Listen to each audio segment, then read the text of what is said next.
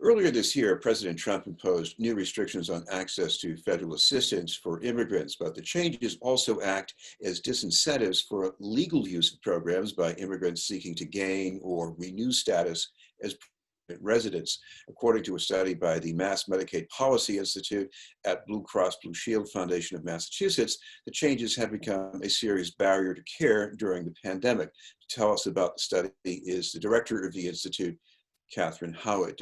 Thank you very much for being with us, Katherine. Yeah, thanks for taking time to talk about this important topic.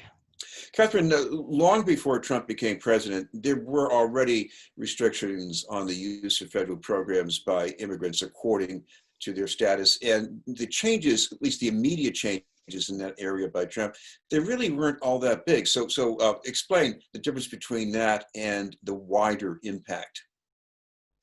Yeah, absolutely. So the revised public charge rule is a federal rule that took effect in Massachusetts in February, and the rule sort of makes changes in how immigration officials make determinations on whether someone is eligible for a green card or for certain visas to enter the United States.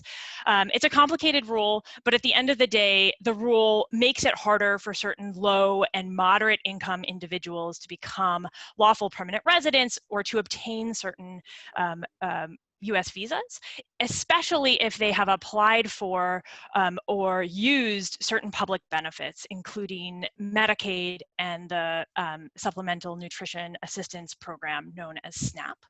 But the important thing to know is that this rule actually only applies to a relatively small portion of all immigrants in the United States. And in fact, most people that the rule applies to don't even qualify for public benefits in the first place. But what we're worried about and what we've seen some evidence to suggest is that the rule will have what's known as a chilling effect on a much broader portion of immigrants than are actually sort of affected by the rule itself, so that they will not understand the complexities of the rule and will forego or disenroll from benefits that they qualify for out of fear that it might impact their immigration status or the immigration status of their family members. Well, short of people actually going through the formal process of disenrolling, it might be hard to track, but is there any projection, at least, about people foregoing healthcare or food assistance because of these changes? Yeah, I mean, we've already started to see some evidence that families in Massachusetts are foregoing benefits out of concerns of the public charge rule. So our colleagues at Healthcare for All, for example, they have fielded hundreds of calls from families who are concerned about the public charge rule and whether they should maintain their Medicaid benefits or not.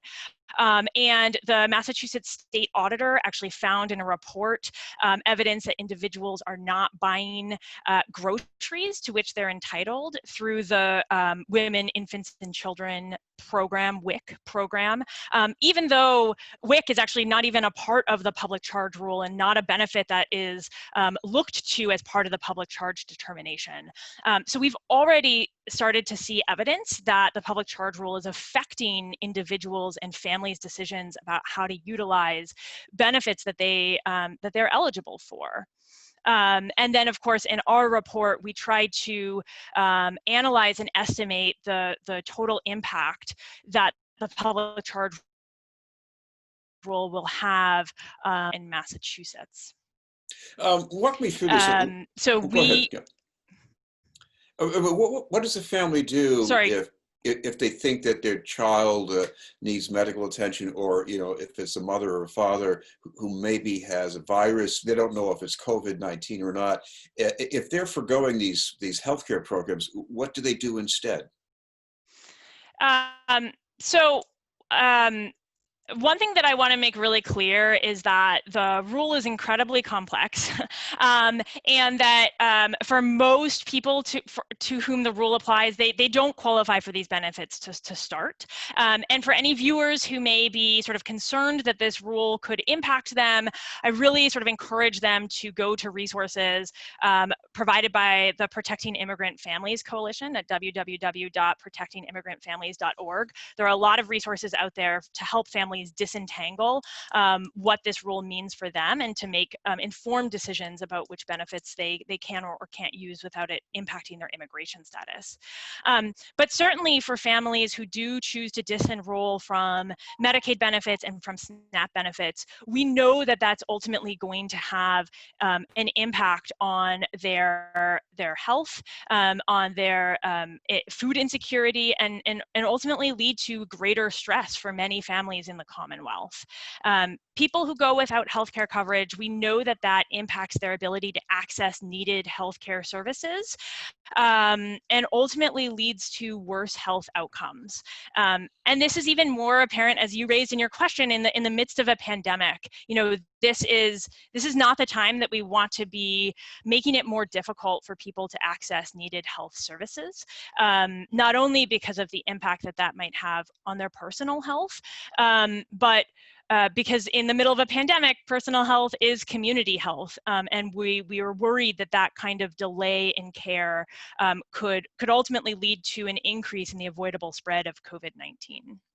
It also means that people could put off care until they end up going to an emergency room, or even if they do go to primary care, they're not bringing that mass health revenue stream, so it's going to be uncompensated care, right? Yeah, so healthcare providers like hospitals and community health centers could very well be impacted as people forego public benefits as a result of the public charge rule. So people who don't have healthcare coverage, we know they're less likely to get preventive services and routine care that they'd otherwise be getting. And so the providers who would typically be providing that routine care and would typically be reimbursed through Mass Health for that care are now seeing a drop in their revenues. And in our report, we referenced some previous research which estimated that in Massachusetts, the amount of mass health spending on hospitals that's potentially at risk because of the public charge rule is in the ballpark of about $450 million per year. So that's quite substantial. And on the other side of things, you know, just because someone doesn't have healthcare coverage doesn't mean they don't have urgent health needs or emergency health needs that have to be met. And so they'll still be going there to the emergency room and to urgent care clinics, et cetera.